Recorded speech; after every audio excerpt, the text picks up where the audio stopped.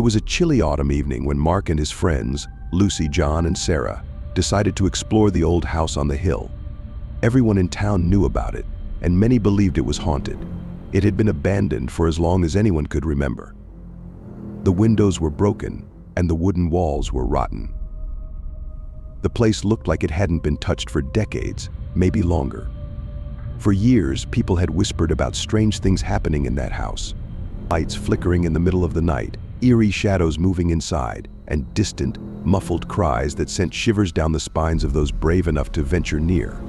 But Mark didn't believe in ghosts, and his friends were more curious than scared. "Come on, guys, it's just an old house." "Nothing to worry about," Mark said as they walked up the dirt path toward the house.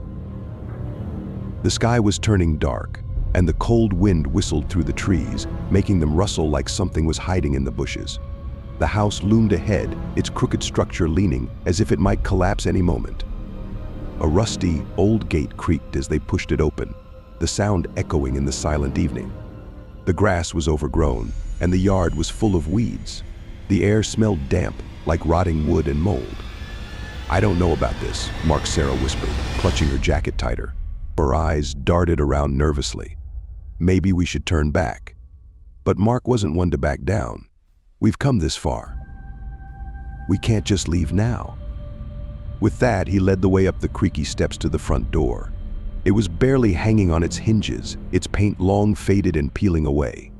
John gave it a push, and the door slowly creaked open, revealing a dark hallway. The smell of decay hit them like a wave, making them all gag. Inside, the house was worse than they imagined. The floor was covered in dust, broken furniture, and shards of glass. Spiderwebs hung from every corner, and the walls were stained with age.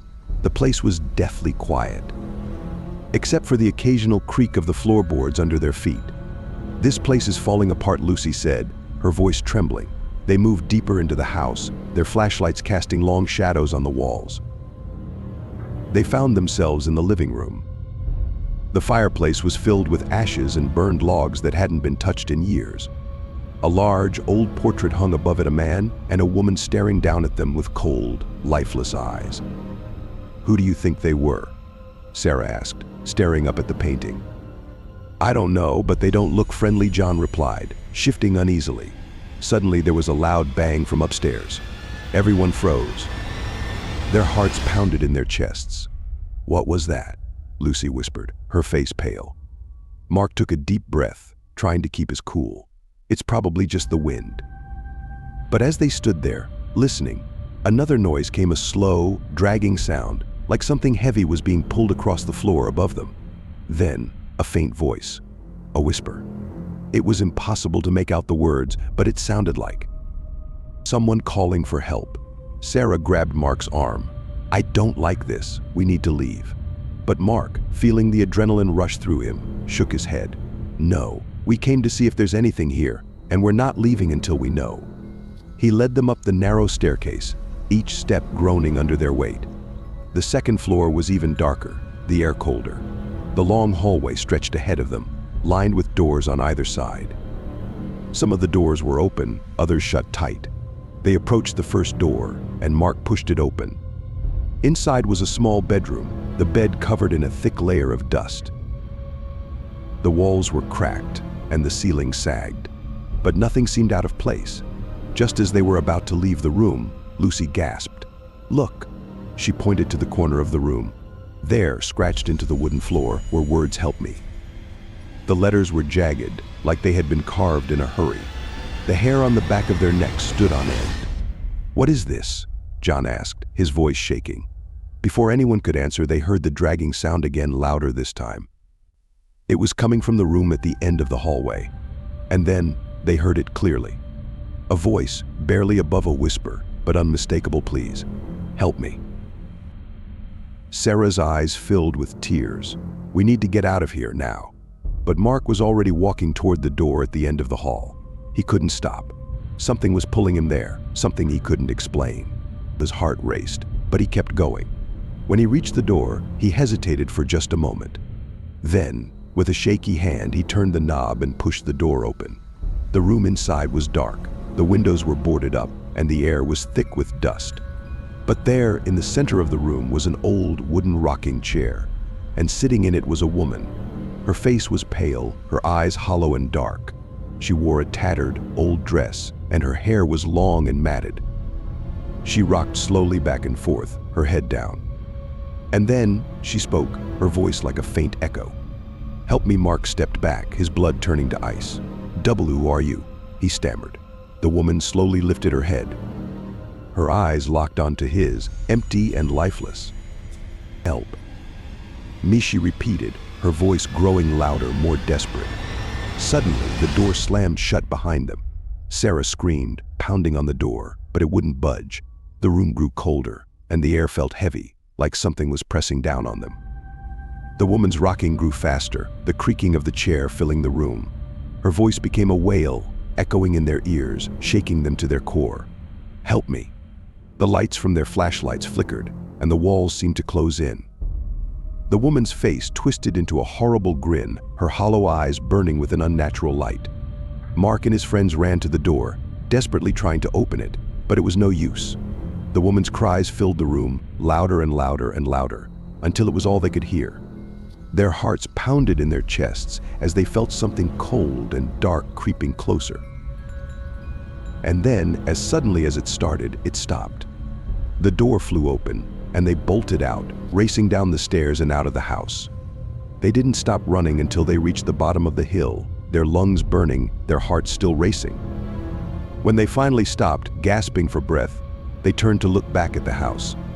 It stood there, silent and dark, as if nothing had happened. But they knew better. They had seen her. They had heard her. And they knew she was still there, waiting for the next group of curious souls to wander inside. There was a man named Jack who had just moved into an old house in the countryside. It was a large, creaky house, far from any neighbors, and it had been empty for many years. Jack wasn't scared of old houses. He liked their character and history. He thought it would be the perfect place to write his novel, away from the distractions of the city. The house had a strange atmosphere, but Jack didn't mind. He spent his days setting up the rooms, getting used to the old furniture, and exploring the property.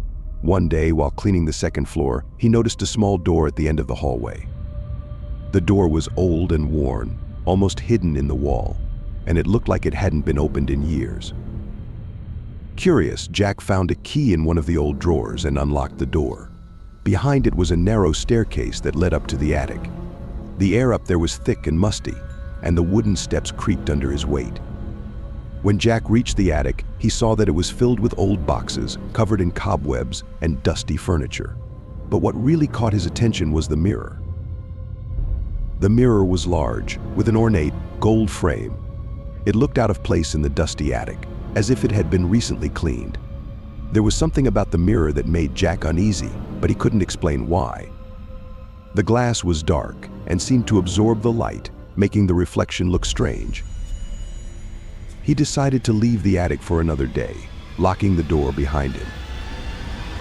That night, as Jack was lying in bed, he heard a faint noise coming from above. It was a soft, tapping sound, like someone gently knocking on the floor. At first, he thought it might be the wind, or maybe a bird had gotten into the attic, but the tapping continued. It was steady and deliberate.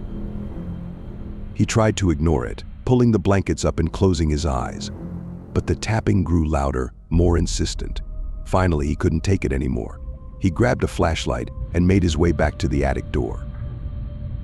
As he climbed the stairs, the tapping stopped.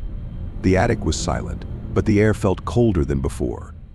Jack shined his flashlight around the room, but nothing seemed out of place. He was about to leave when he noticed the mirror again. This time, there was something different about it. The glass was foggy, and in the reflection, he saw a dark figure standing behind him. Jack spun around, but the room was empty. He stared at the mirror, his heart pounding. The figure in the reflection hadn't moved. It was still there, standing just a few feet behind him, watching. Slowly, Jack backed away from the mirror, never taking his eyes off the shadowy figure. Suddenly, the figure in the mirror began to move. It didn't step forward, but its shape started to change. It grew taller, more defined, and Jack could now make out its eyes hollow, black holes that seemed to stare right into it. The figure raised its hand, pointing directly at him. Terrified, Jack bolted down the stairs and slammed the attic door shut. He locked it and ran back to his bedroom, his heart racing. For the rest of the night, he lay in bed, listening. The house was silent, but he couldn't shake the feeling that something was wrong. The next morning, Jack tried to convince himself that it had all been in his head. Maybe he was just tired, or his mind was playing tricks on him. But deep down, he knew what he had seen. Still, he tried to go about his day, pretending everything was normal. That evening, as the sun began to set, the house grew cold again. Jack could feel a presence, like something was watching him. He avoided going near the attic door, but no matter where he went in the house, he felt that same eerie sensation. When night came, the tapping started again. This time it was louder and more aggressive, like something was pounding on the ceiling. Jack knew he couldn't ignore it. He grabbed a hammer from the toolbox, determined to break the mirror if he had to. He slowly made his way back up the stairs, the tapping growing louder with each step. When he reached the attic door, the pounding stopped, replaced by complete silence. Jack unlocked the door and stepped inside. The attic was just as he had left it, but the mirror was different. The glass was no longer foggy. It was clear, and Jack saw himself standing there. But in the reflection, the dark figure was there too, closer than before. This time, it was right behind him, and its hand was reaching for his shoulder. Before Jack could react, he felt an icy cold grip on his shoulder. His body froze in terror, and he couldn't move. In the mirror, the figure was now fully visible, a tall, shadowy figure with no face, just empty blackness where its eyes should be. Slowly, it began to pull Jack towards the mirror. Jack tried to scream, but no sound came out. His body was being dragged closer to the glass, as if the mirror itself was pulling him in. The closer he got, the colder the air became, until it felt like he was standing in the middle of a frozen lake. With one last desperate effort, Jack broke free of the figure's grip and ran out of the attic. He didn't stop running until he was out of the house, gasping for air in the front yard.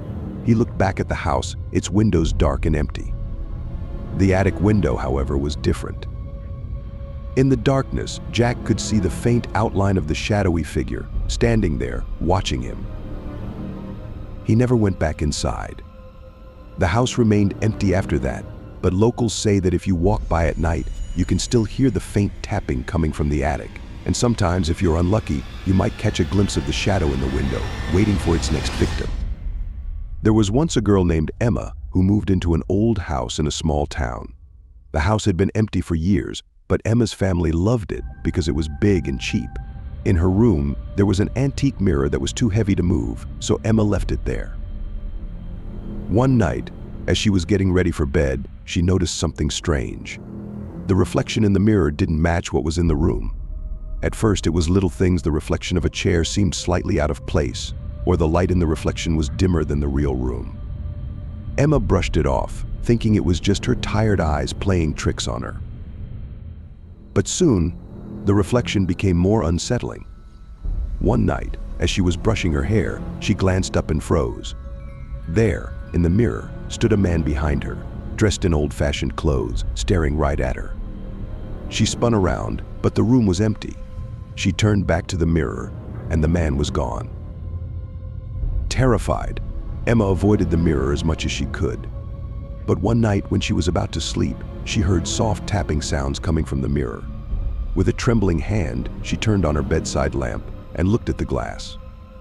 There, in the reflection, the man was tapping on the other side of the mirror, his eyes locked onto hers. He mouthed words she couldn't hear, but she knew he wanted to come through.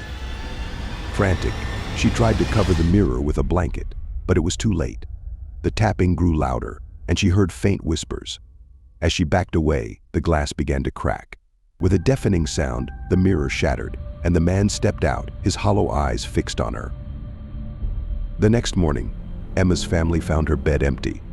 All that was left was a broken mirror, and Emma was never seen again.